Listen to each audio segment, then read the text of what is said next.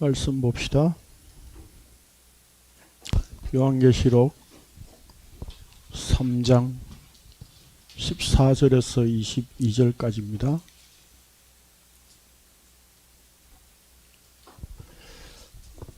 네, 같이 읽겠습니다. 시작.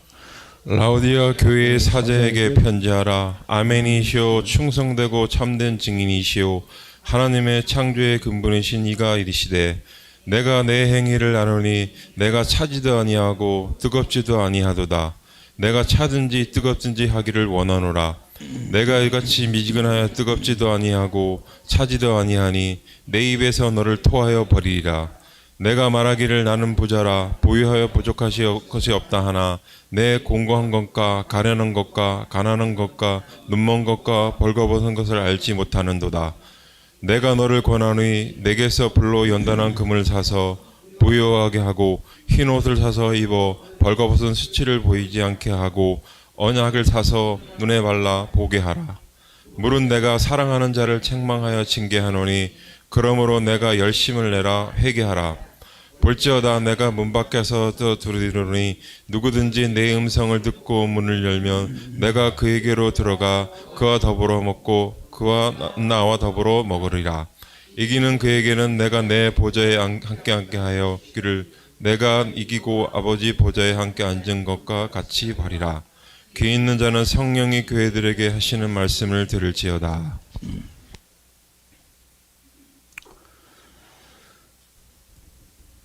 오늘 요한계시록 강론 14번째입니다. 라오디게아 교회, 7교회에 대하여 말씀하신 내용이 오늘 마지막이죠. 이제 라오디게아 교회에 하신 말씀의 특이점은 뭐죠? 특징이 뭐죠? 칭찬이 없는 거죠. 여러분 도표 보시면 바로 이렇게 보이죠. 7교회 중에 유일하게 칭찬이 없어요. 그래서 사실은 서문화도 많고 교회 이름이 많이 짓는데 저는 라오디게아 교회로 좀 짓고 싶었어요. 그게 우리의 모습이니까. 사실은 칭찬만 있고 이런 데를 되게 좋아하거든요, 사람들은.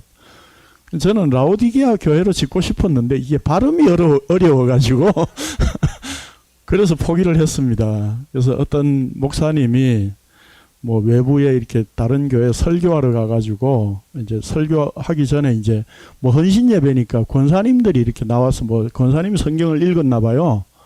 성경을 읽는데 이제 라오디디아 자꾸 그러는 거예요. 그래가지고 목사가 속으로 아이고 성경도 저렇게 안 읽었나 저렇게 성경을 못 읽어 그랬는데 자기가 설교하면서 계속 라오디디아 하고 갔답니다. 그래서 이 발음이 어려워요. 그래서 사실은 우리가 7교회 모두를 통해서 다 볼 수 있지만 특히 라오디게아 교회를 통해서 우리에게 정말 교회란 어떤 것인가를 주께서 말씀하시는 내용을 우리가 다시 한번 좀 살펴보기를 원합니다. 교환 보면서 말씀드릴게요. 예수 그리스도를 믿는다는 것은 날마다 자기를 부인하고 십자가에 죽는 것입니다. 그래서 우리가 신앙생활을 하는 것은 복음에 이끌려가는 삶이기에 어떤 특별한 행위가 있는 것이 아니라 그냥 사는 것이라고 저는 그렇게 늘 말씀을 드립니다. 그럴 때 대부분의 반응은 무기력하게 아무 목표도 없고 비전도 없이 살아가는 삶이라고 착각합니다. 성도는 삶의 목표나 비전이 있어서는 안 된다는 것이 아닙니다. 예수 믿는다고 하지만 이 땅에서는 여전히 죄인으로 드러날 수밖에 없기에 우리의 비전이나 목표가 죄라고 하는 것을 알아야 한다는 뜻입니다. 그러니까 우리가 복음을 이야기하면 복음의 결론은 뭐예요? 제가 강론의 날마다 결론이 뭐예요? 죽자잖아요. 죽자. 자기를 부인하고 십자가에 죽는 것.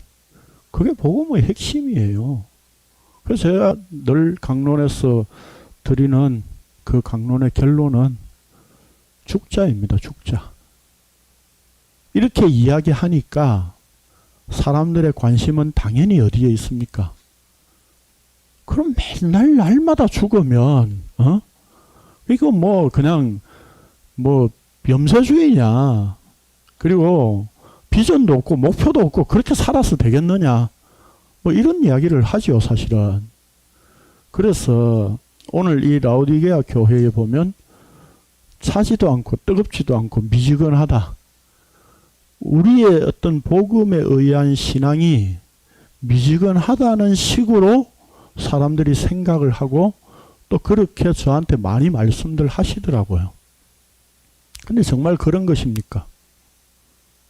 예? 그냥 아무 무기력하게 이렇게 살아가십니까?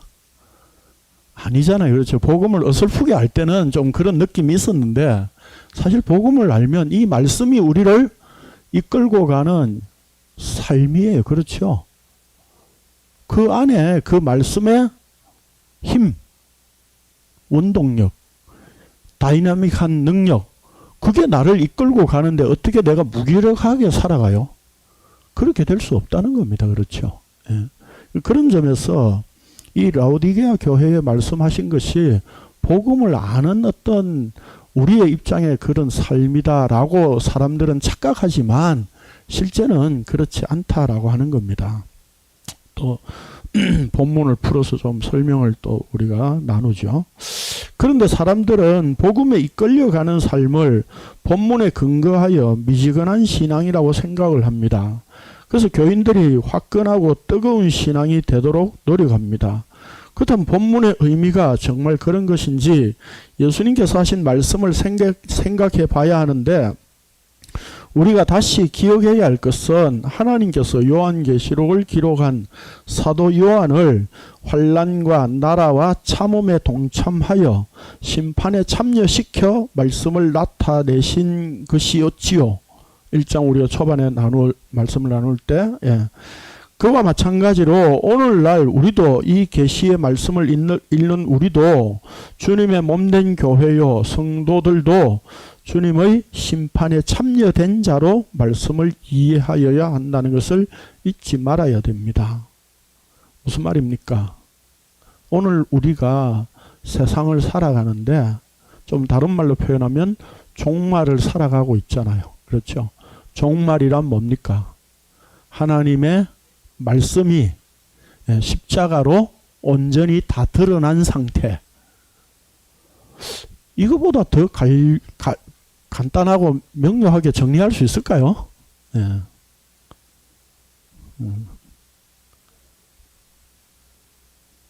제가 생각할 때 참 정리 잘했다고 생각되어져요. 인간들은요, 지 자랑하고 싶어서 그냥 지가 알아서 깨달은 것처럼.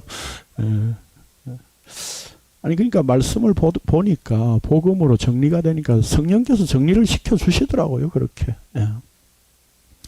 그래서 말씀으로 이미 다 드러난 세상이잖아요. 그러면 이제 성도는 말씀 안에서, 요한계시록의 표현대로 묵시 안에서, 그 묵시 안에서 세상을 보면 세상은 어때요?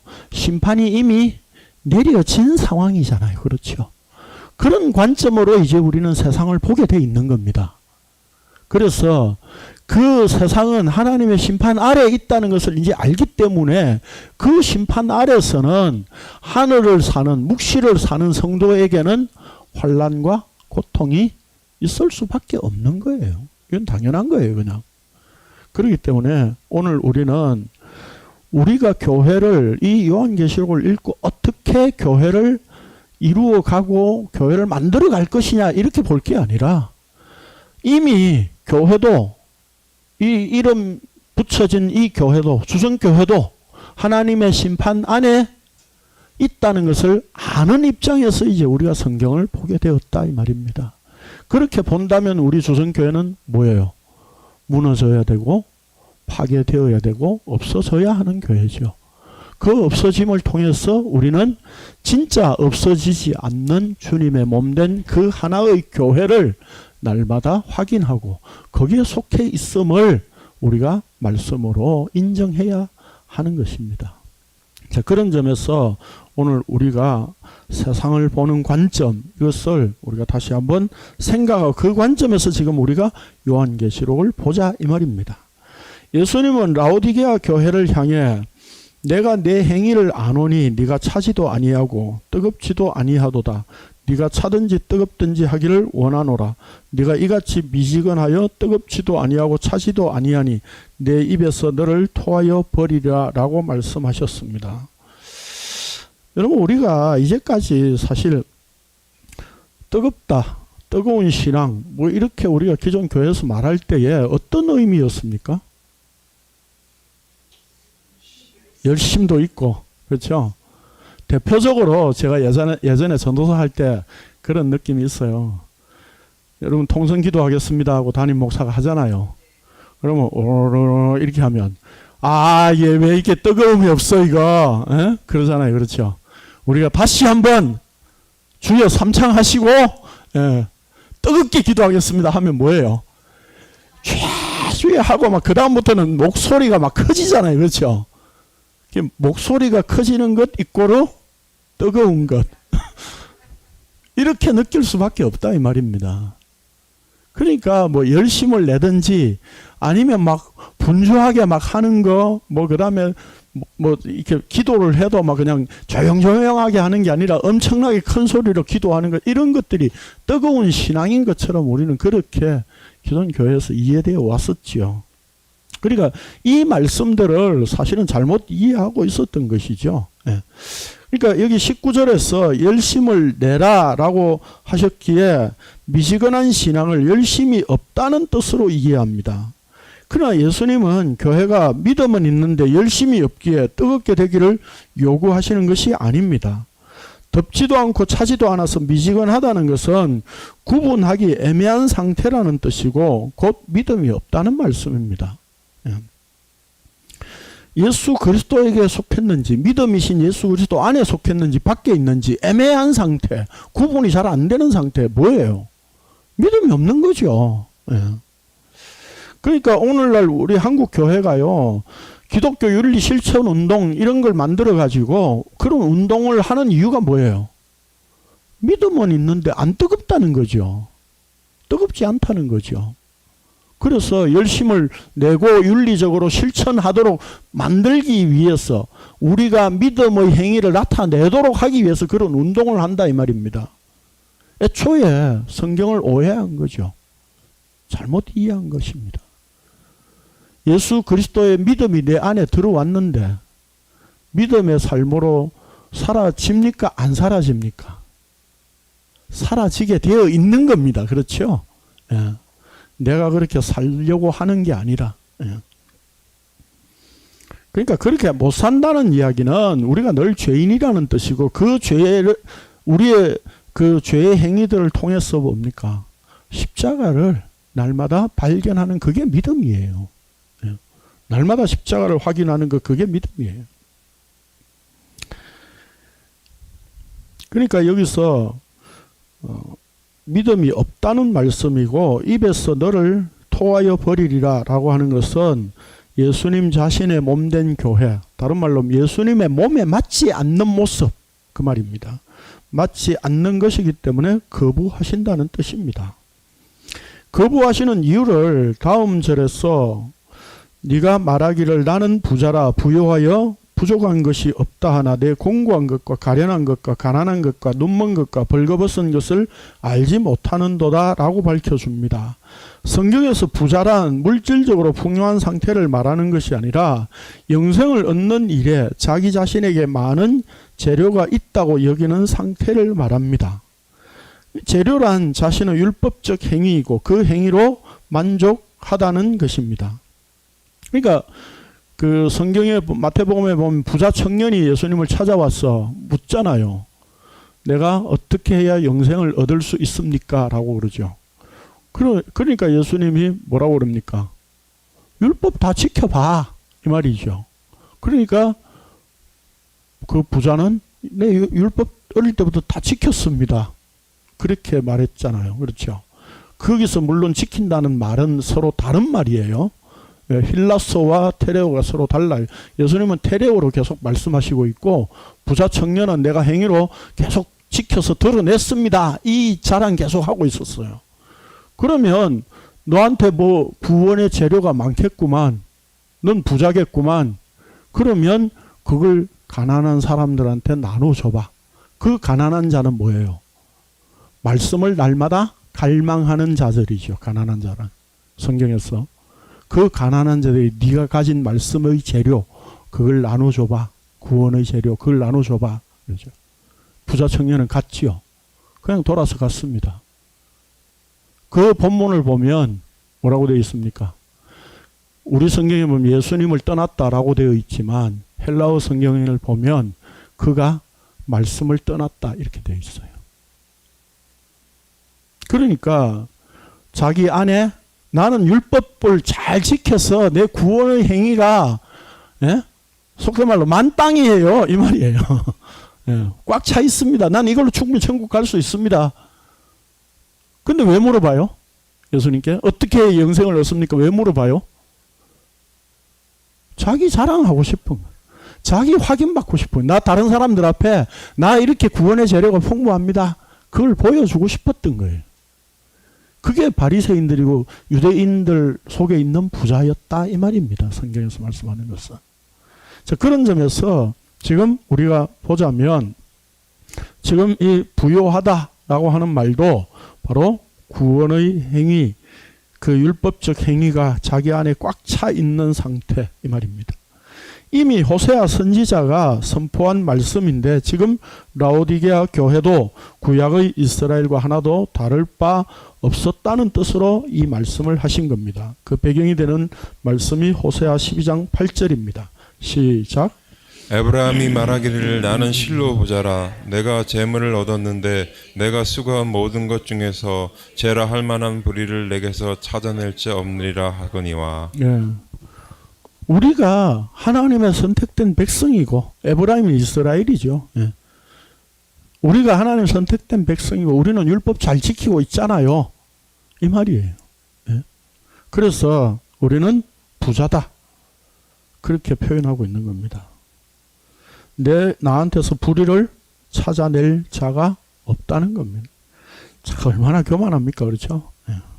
이게 인간들의 모습이에요. 예. 우리도 그렇게 살았었잖아요. 예전에. 그렇지 않습니까? 예.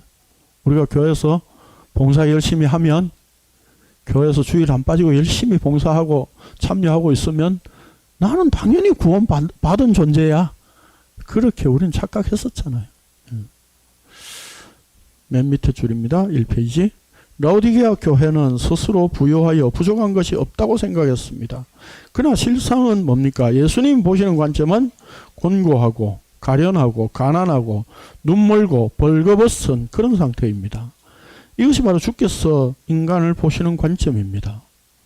라오디게아 교회만 그런 게 아니라 곤고하다는 것은 부족함, 비참함이고 가련하다는 것은 불쌍하다는 뜻이고 가난한 것이란 빈곤함인데 생명의 하나님과 관계없는 절대적인 없음의 상태를 의미합니다. 눈먼 것과 벌거벗은 것이란 진리를 보지 못하는 상태이고 또한 덮어주심의 은혜가 주어지지 않은 상태입니다. 그래서 예수님께서 이렇게 말씀하셨습니다. 시작. 예수께서 이르시되 내가 심판하러 이 세상에 왔으니 보지 못하는 자들 보게 하고 보는 자들은 맹인이 되게 하려 함이라 하시니 바리새인 중에 예수와 함께 있던 자들이 이 말씀 듣고 우리의 능도 맹인인가? 예수께서 이르시되 너희가 맹인이 되었더라면 죄가 없으려니와 본다고 하니 너희 죄가 그대로 있느니라. 네. 유대인들이 그러하였고 오늘 우리들 역시 동일합니다. 죄의 권세 아래에서 눈멀고 벌거벗어 곤고하고 가련하고 가난한 상태이지만 오늘날 교회들은 하나님을 위해 크고 화려한 성전으로 지었고 그곳에서 수많은 교인들이 모여 하나님께 바치는 예배와 11조가 풍성하다고 스스로 부자라고 생각합니다. 어쩌면 우리 조선교회도 매주 말씀이 풍성하니 괜찮은 교회라고 타성에 젖어 안주하고 스스로 만족하는 상태라면 십자가는 우상이 되는 것입니다. 오늘 알게 된 예수님에 대한 지식이 축적되어 영생을 누리는 것이 아닙니다. 몇 년 만에 나오는 명은 나왔습니다. 우리가 예수님에 대한 지식을 계속 성경 공부해가지고 쌓았어. 그렇게 천국 가는 게 아니에요. 예? 오늘 우리가 예수 그리스도에 대해서 알았던 지식 뭡니까? 내일 또 버려야 되는 겁니다. 그거 버리지 못하면요, 우리는 그 지식을 계속 누적시켜서 영생을 얻으려고 하는 것에 불과한 겁니다. 왜요? 그게 뭐예요? 자기를 부인하고 십자가에 죽는 거예요. 죽는다는 게 뭡니까? 날마다 십자가에 죽는다는 의미가 뭐예요? 날마다 죽는다는 이야기는 어제와 오늘과의 그 날마다의 단절이에요. 단절. 죽음이라고 하는 것은 단절이잖아요. 끊어져 버린다니까요. 어제 알았던 예수 거기에 보태가지고 오늘 더 아는 게 아니에요. 어제 알았던 예수 부서뜨리고 날마다 내가 죽어버렸어. 없어졌고 오늘 또 새로 성경을 통해서 말씀으로 십자가 예수 그리스도를 확인하는 겁니다. 이걸 모르니까 자꾸 뭐 이렇게 어떤 분의 영상 틀어놓고 지식적으로 자꾸 이렇게 성경을 배우고 그거 모르면 교인 이렇게 아닌 것처럼 그렇게 대접하고 그런 게 교회가 아니에요. 예?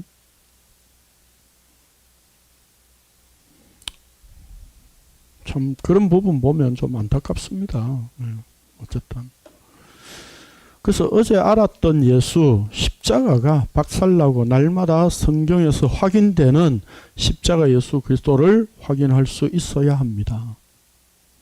비참하고 가련하고 가난하여 눈멀고 벌거벗은 죄의 자리에서 구원의 이름이 되시는 예수 그리스도를 찾아 나가는 것은 불가능합니다. 그렇죠. 눈 멀어 있는데 어떻게 찾아 나가요? 성경이 내비게이션이라고요? 아니 눈이 멀었는데 내비게이션을 어떻게 봐요? 예? 못 찾아간다니까요. 예? 예수님께서 찾아오셔야 합니다. 그래서 예수님은 자신을 라오디게아 교회에 아멘이시오 충성되고 참된 증인이시오 하나님의 창조의 근본이신 이로 나타내셨습니다. 아멘은 구약에서 진리의 하나님이라는 말씀입니다. 이거 1장 할 때 이미 설명드렸습니다. 즉 구약의 여호와 하나님께서 예수 그리스도로 이 땅에 오셨다는 뜻입니다. 하나님께서 이스라엘에게 언약을 주시고 증인으로 세우셨으나 증인이 되지 못하였습니다. 역사 이래로 하나님 아버지의 충성되고 참된 증인은 오직 예수님 한 분뿐입니다. 그러기에 그분만이 창조의 근본이 되십니다. 하나님 아버지를 증언하고 보여줄 수 있는 존재는 누굽니까? 눈 멀어 있는 우리가 아니라니까요. 우리가 무슨 증인이 돼요? 예? 예수 그리스도 증인이신 예수 그리스도 그분과 하나 되었으니까 비로소 이제 증인이 된 거죠. 그렇죠. 그래서 증인의 역할을 하자? 그 말입니까? 아니잖아요. 증인이 됐으면 증인으로 그냥 살게 돼 있는 겁니다. 예. 그래서 예수님은 새로운 백성을 창조하시기 위해 십자가에서 고난과 대속의 죽음을 이루셨습니다. 라오디게아 교회는 이런 예수 그리스도를 몰랐습니다. 그래서 또 라오디게아 교회의 실상을 또 말씀하고 있어요. 20절에서 볼지어다 내가 문 밖에 서서 두드리노니 누구든지 내 음성을 듣고 문을 열면 내가 그에게로 들어가 그와 더불어 먹고 그는 나와 더불어 먹으리라. 이 말씀 우리가 이제까지 어떻게 들어왔어요? 이제까지. 예. 예수님 영접해라. 예. 그래가지고 우리 예전에 사형리 이런 거 막 읽어주면서 이렇게 하면 막 이렇게 영접하십시오 하면 예 영접합니다 이러면 이제 영접됐습니다. 영접 기도 막 하고 그러면 이제 구원 받아요. 예? 정말 웃기는 모션이잖아요. 그렇죠? 그런 거를 우리는 전도라고 이제까지 해왔었다고요. 예. 그럼 지금도 이렇게 돌아가시는 분 앞에 예수 믿는다고 이게 고백하십시오. 빨리 고백하십시오. 그래 나 고백한다. 그럼 천국 갑니까? 예? 물론 그게 성령께서 나오게 하신 고백일 수 있습니다. 예. 그걸 우리는 부정할 수 없죠. 그걸 제가 부정한다는 이야기가 아닙니다. 그렇게 다그쳐가지고 인간적으로 고백을 받아내면 그렇게 해서 천국 백성이 되느냐 이 말이에요. 성경의 원리를 몰라도 너무 모르는 거잖아요. 예수님의 찾아오심이 있어야 되고 성령께서 주로 고백하게 하셔야 되는 겁니다. 그렇죠. 그렇다면 오늘 이 말씀도 우리가 단순히 그렇게 영접하고 고백해라 그런 이야기를 하고 있는 게 아니다 이 말입니다. 그래서 어떤 설교를 들어보면요, 문 밖에 서서 이렇게 두드리는 그림이 있는데 자세히 보면 밖에는 문고리가 없대. 그래서 안에서 문고리를 열어줘야 된대. 아니, 막말로 예수님이 문고리 없어서 못 들어가시는 분이십니까? 아니, 예수님이 그런 분이에요? 예수님은 문 있으면 박살 내서라도 치고 들어가실 분은 들어가서 자기 백성 만드시는 분이에요. 그렇잖아요. 그게 십자가의 능력이라니까요. 그래서 요즘 교회 이렇게 그럴까요? 개혁주의라고 하는 목사들도요. 우리가 안에서 문 안 열면 하나님도 어쩔 수 없다. 그런 식으로 말하더라고요. 정말 한심합니다. 예? 이런 부분은 제가 열받으면 안 되는데. 우리는 흔히 이 말씀을 가지고도 우리가 마음의 문을 열어야 주님이 들어오셔서 우리와 더불어 먹고 마실 수 있기에 우리가 회개하고 주님이 들어오시도록 안에서 문고리를 열어야 한다고 말합니다. 그러나 주님은 우리가 거부한다고 해서 못 들어오시고 우리가 모셔야만 겨우 들어오시는 그런 분이 아닙니다. 흔히 문 밖에서 예수님이 문을 두드리시는 장면의 그림을 보고 밖에는 문고리가 없기에 안에서 열어야 되는 문이라고 설명하기도 하지만 밖에 문고리가 없다면 예수님께서 문고리를 만들어서라도 얼마든지 열고 들어가실 수 있는 분이십니다. 십자가 은혜는 일방적으로 베푸시는 은혜이고 죄인이 거부할 수 없는 것이기 때문입니다. 그러므로 우리가 마음문을 열어야 예수님이 들어오실 수 있다는 이런 해석은 성경을 왜곡한 것입니다. 더구나 본문에서 문을 우리의 마음문이라고 표현하고 있지 않다는 겁니다. 예. 근데 이걸 마음문으로 설명한다니까 우리 다 거기에 속아 넘어왔어요. 이제까지. 예. 본문의 문맥을 잘 봅시다. 잘 보면 4장 1절에 나오죠. 예, 여러분 직접 성경을 보세요. 4장 1절. 1절에 보면 이 일 후에 내가 보니 하늘에 열린 문이 있는데 내가 들은 바 처음에 내게 말하던 나팔 소리 같은 그 음성이 이르되 이리로 올라오라. 이후에 마땅히 일어날 일들을 내가 내게로 보이리라 하시더라. 문을 열어놨대요. 하늘에. 예. 근데 이게 마음문입니까 지금? 바로 그 다음 절에 들어가면 하늘에 열린 문을 이야기한다고요. 그러면 이 문은 뭡니까? 마음문이 아니라 하늘의 문이에요. 문이 열려 있는 겁니다. 예수님께서 열어놓으신 거예요. 어떤 자들에게? 자기 백성들에게. 주님의 몸된 교회요 성도들에게는 열려 있는 문이다 이 말입니다. 20절에서 말씀하는 문은 하늘의 문입니다. 그래서 또한 예수님께서도 자신을 양의 문이라고 말씀하셨습니다. 그렇다면 예수 그리스도께서 문으로 서 계신다는 뜻입니다. 여기 헬라어 성경에는 밖이라는 표현이 없습니다. 이건 의역이에요. 그냥. 예.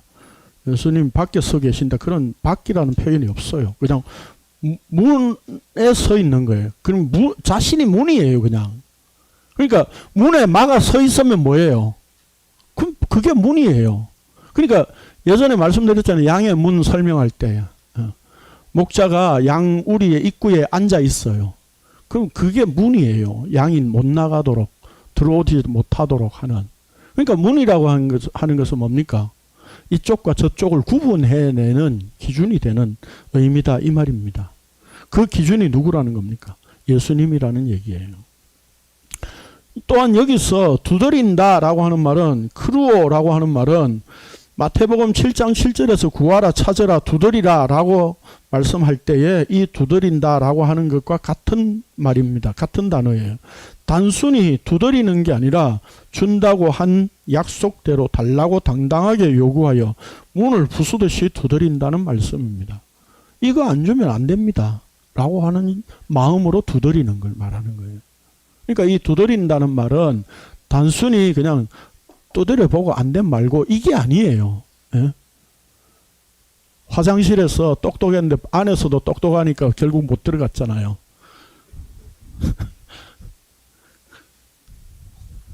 밖에 사람도 똑똑하고 안에서 사람도 똑똑한 거예요. 그렇게 해서 들어가고 못 들어가고 할 수 있는 문제가 아니에요, 지금. 예? 그래서 이 누가복음에 보면 이 마태복음 7장 7절의 구절과 똑같이 되어 있는데 뭐라고 되어 있어요? 약속하신 성령을 주시지 않겠느냐 그랬어요. 마태복음은 좋은 것이라고 표현했는데 선한 것, 그 선한 분은 성령이로 누가복음에서 표현한다고요. 그러니까 성령은 뭡니까? 예수 그리스도 그분이 십자가에서 죽음으로 완성하셨기 때문에 주시기로 약속한 것, 이 말이에요. 그러니까 이 두드린다는 말은 약속하신 거 주십시오 이 말이에요. 그리고 예수님께서 자신을 죽음에 넘겨주심으로 부수고 깨뜨려 문을 여신다는 의미입니다. 그래서 문을 열어놓으셨죠. 마가복음 15장 봅시다. 시작. 이에 성소 휘장이 위로부터 아래까지 찢어져 둘이 되니라. 그 다음에 계속했어요. 네. 그 길은 우리를 위하여 휘장 가운데로 열어놓으신 새로운 살 길이요 휘장은 곧 그의 육체니라. 예수님 자신이 문이라는 얘기예요. 지성소로 들어가는 그 문, 휘장. 예, 그게 자신의 십자가 죽음으로 그 문을 이제 열으신 거예요. 그러니까 하늘에 열린 문은 뭡니까? 예수 그리스도를 이야기하고 있는 거예요, 지금. 예수님께서 십자가 죽음으로 문을 깨뜨려 열린 문으로 만드셨습니다. 자신이 양의 문이신데 십자가 대속의 죽음을 통해 문을 깨뜨리셨으니 하늘의 열린 문이 되었습니다. 그 열린 문으로 주님의 음성이 나오는데 그 주인의 음성을 알아듣는 자는 내 양, 예수 그리스도의 양입니다. 음성이 들린 자는 이미 열린 문이 되었습니다. 요한복음 10장입니다. 시작. 예수께서 대답하시되 내가 너희에게 말하였으되 믿지 아니하는도다. 내가 내 아버지의 이름으로 행하는 일들이 나를 증거하는 것이거늘 너희가 내 양이 아니므로 믿지 아니하는도다. 내 양은 내 음성을 들으며 나는 그들을 알며 그들은 나를 따르느니라. 내가 그들에게 영상을 주노니 영원히 멸망하지 아니할 것이요 또 그들을 내 손에서 빼앗을 자가 없느니라. 내가 그에게로 들어가 그와 더불어 먹고 그는 나와 더불어 먹으리라 라는 말씀은 예수님께서 하늘에 열린 문이 되셨으니 예수 그리스도와 더불어 먹고 마시는 상태, 즉 언약의 관계 안에 있게 되었다는 뜻입니다. 출애굽기 24장에 보면 시내산에서 하나님께서 이스라엘과 언약을 맺는 장면이 기록되어 있는데 하나님과 언약의 관계 안에 있는 상태를 하나님이 이스라엘 자손들의 존귀한 자들에게 손을 대지 아니하셨고 그들은 하나님을 뵙고 먹고 마셨더라 라고 하였습니다. 즉 하나님과 더불어 먹고 마시는 것이 언약의 관계 안에 있음을 나타내는 표현입니다.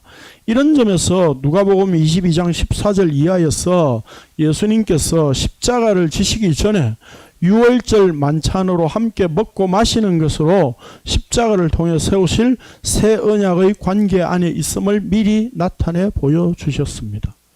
그러니까 떡과 포도주를 마신다는 것은 뭐예요?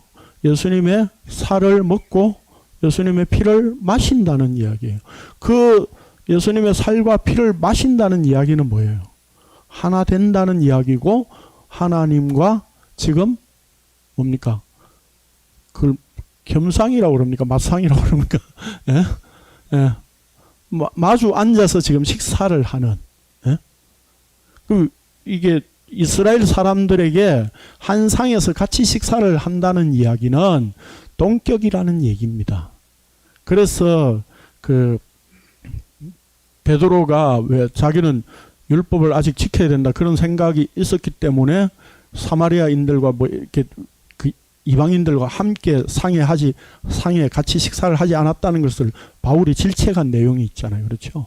그런 의미에서 같은 상을 식사를 한다는 이야기는 하나 된다는 동격이라는 얘기예요. 그런 점에서 하나님과 함께 먹고 마셨다 이러는 것은 바로 언약 관계 안에 하나 된 상태를 표현하는 거예요.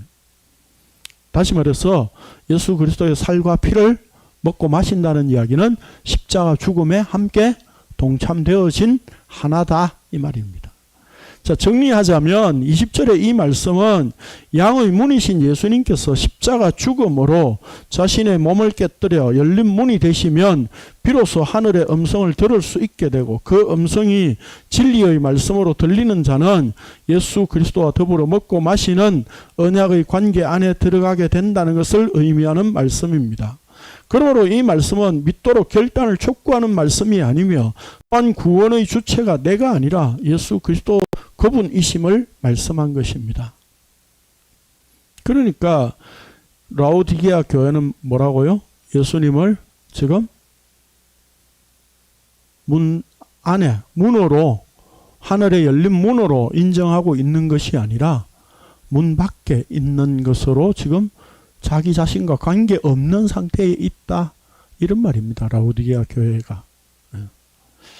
결국 무릇 내가 사랑하는 자를 책망하여 징계하노니 그러므로 네가 열심을 내라 회개하라 라고 하신 말씀은 라오디게아 교회를 향하여 열심을 내고 믿음의 결단을 내리도록 촉구하시는 말씀이 아니라 주님께서 자기 백성으로 사랑하는 자라면 책망하고 징계했으라도 열심을 내게 만들고 회개하게 만드신다는 뜻입니다. 반드시 주님이 그렇게 하십니다. 우리가 왜 열심이 없는 교회이고 사랑이 없는 교회인가를 말할 필요가 없습니다. 내가 너를 권하노니 내게서 불로 연단하는 금을 사서 부요하게 하고 흰옷을 사서 입어 벌거벗은 수치를 보이지 않게 하고 안약을 사서 눈에 발라보게 하라 라고 하셨는데 이렇게 하면 구원해 준다는 것이 아니라 예수님이 하신 일로 인하여 이미 영광스러움에 들어있는 자는 바로 이러한 존재란 뜻으로 하신 말씀입니다. 불로 연단한 금이란 예수님께서 이미 받으신 십자가의 심판을 의미하고 흰옷이란 예수님께서 십자가 죽음을 통해 이루신 부활의 영광, 정결의 상태를 의미합니다. 이 마가복음 9장 2절 3절은 변화산에서 그분이 흰옷같이 되어졌더라 라고 그게 보였다는 뜻으로 말한 그걸 근거로 이야기를 하는 겁니다. 안약이란 예수님께서 이적을 통해 맹인들의 눈을 뜨게 하여 진리를 보게 하시는 은혜를 말합니다. 제가 그 라오디게아나 이 7교회 배경을 제가 설명 안 드린다 그랬죠. 그건 뭐 책이나 뭐 여러분 인터넷 자료 찾아보면 금방 아니까. 라오디게아 교회도 마찬가지예요. 이 라오디게아 교회는 수원지가 없었어요. 물을 이렇게 난다든지 하는 그런 도시가 아니었어요. 그래서 외부에서 다른 도시에서 수원지에서 수로를 만들어 가지고 이렇게 끌고 와요. 그러니까 이 이스라엘이나 이 중동 지역의 석회석 지질이잖아요. 그렇죠? 그러니까 그 수로가 뭐 이렇게 요즘처럼 배관이 잘 돼 있어 가지고 오염물이 안 들어가는 게 아니라 석회석의 어떤 그런 땅 먼지 이런 것들이 물에 들어가는 거죠. 그 물을 사용하면 눈이 이렇게 희미해지고 뭐 그런답니다. 그러니까 이제 그 라오디게아 교회의 상황, 이런 도시의 상황, 이걸 지금 빗대어서 지금 하신 말씀이에요. 예. 자, 여기서 산다는 것은 또 이사야 55장 1절에 보면 돈 없이 값 없이 포도주와 젖을 사라 라고 하신 그 표현대로 은혜로 베푸신다는 의미입니다. 그러니까 이게 사라는 말이 뭐예요? 진짜 값을 주고 사라는 게 아니라 은혜로 베푸시는 것을 산다고 표현하고 있는 거예요. 슬기로운 5 처녀는 이미 신랑 되신 예수 그리스도를 맞이했고 미련한 5 처녀는 맞이하지 못했습니다. 우리에게 기름을 나눠달라 하니까 슬기로운 5 처녀가 뭐라 그랬어요?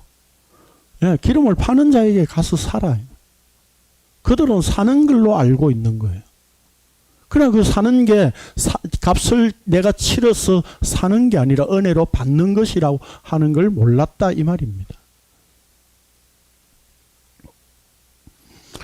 불로 연단한 금을 사서 부유하게 되고 흰옷을 사서 벌거벗은 수치를 면하고 안약을 사서 눈에 바르면 주님께서 구원해 주신다는 것이 아니라 가련하고 비참하여 가난하여 눈멀고 벌거벗은 것 같이 수치스러운 존재에게 예수님 쪽에서 베풀어 주신 은혜가 이런 것이라는 말씀입니다.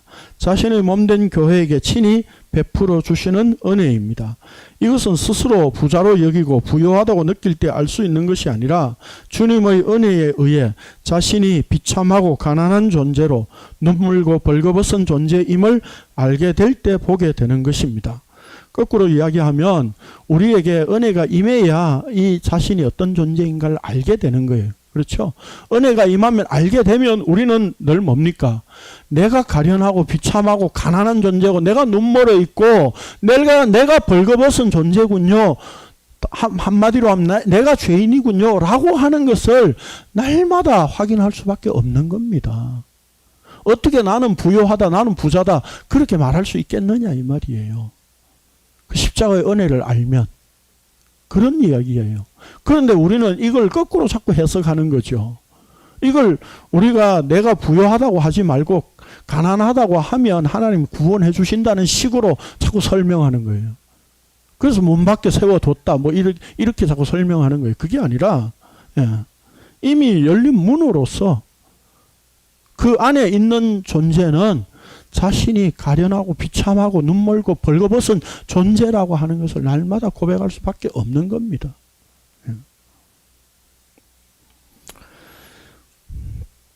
그래서 성도에게 주어진 하늘의 문의 생명은 예수님이 십자가에서 피 흘리심으로 이루신 것이기 때문입니다.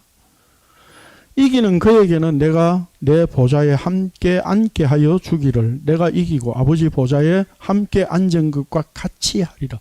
같이 하는 건 당연한 거죠. 그렇죠? 왜요? 하나 된 존재이기 때문에 이기는 자는 주님과 함께 보좌에 앉습니다. 그래서 이기는 자는 20절에서 주님과 더불어 먹고 마신다고 하는 것과 같은 표현으로 하나됨을 의미합니다.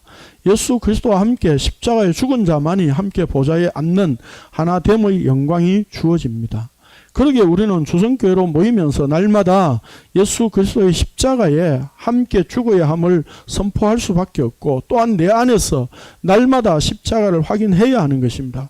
이것 또한 아무에게나 주어지는 은혜가 아니라 귀 있는 자는 성령이 교회들에게 하시는 말씀을 들을지어다. 진리의 성령이 예수 그리스도의 몸된 교회에게만 주시는 말씀입니다. 이 성경의 이 진리의 말씀이 아무에게나 그냥 주어진 게 아니에요. 아무나 해석할 수 있다고 도울처럼 그렇게 자기 마음대로 해석할 수 있는 게 아니에요. 동양 철학에 근거해서 그렇게 해석할 수 있는 책이 아니다 이 말입니다. 하나님의 말씀은 귀 있는 자만 듣는 거예요. 그 귀 있는 자는 뭐예요? 교회들에게 하신 말씀이기 때문에 교회가 된 자가 이 말씀을 알 수 있는 겁니다. 교회 된 자는 이미 귀가 있는 자예요. 귀가 있어서 열린 자가 된 겁니다. 그 은혜가 주어진 거예요. 그래서 누구나 다 귀가 있지만 다 들리는 것이 아니기 때문에 자신의 몸된 교회에 이 말씀을 주시고 있는 거예요. 오늘 우리가 이 말씀이 정말 내가 가련하고 비참하고 가난하고 눈멀고 벌거벗겨진 자라고 하는 것이 확인되어진다는 이야기는 바로 이 열린 문 안에 그 은혜를 입었기 때문에 내가 바로 그런 존재군요. 그래서 예수님이 십자가에서 홀로 다 이루셨군요 라고 하는 고백을 할 수밖에 없는 자들이 교회요 성도입니다.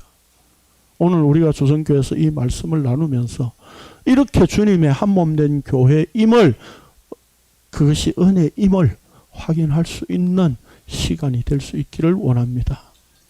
기도하겠습니다. 거룩하신 주님 감사합니다.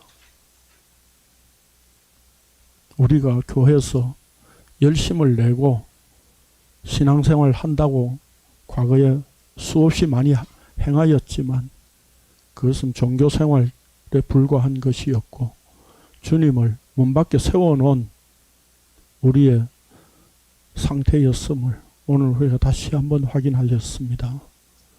지금도 우리가 우리의 지식으로 십자가를 공부해서 자꾸 알아서 영생을 얻으려고 한다면 주님을 밖에 세워놓는 것에 불과하다는 것을 오늘 말씀으로 확인합니다. 열린 문 안에 은혜로 베푸신 이 주님과 더불어 먹고 마시는 상태, 이 언약의 완성, 십자가의 죽음으로 이루신 성취하신 온전한 구원, 생명, 영생, 이것을 예수 그리스도 홀로 다 이루셨음을 오늘도 우리가 고백하게 하심을 감사를 드립니다. 날마다 우리의 죄악됨을 발견하고 십자가밖에 없음을 늘 고백할 수 있는 저희들 되게 하여 주옵소서. 예수님의 이름으로 기도합니다. 아멘. 예, 수고하셨습니다.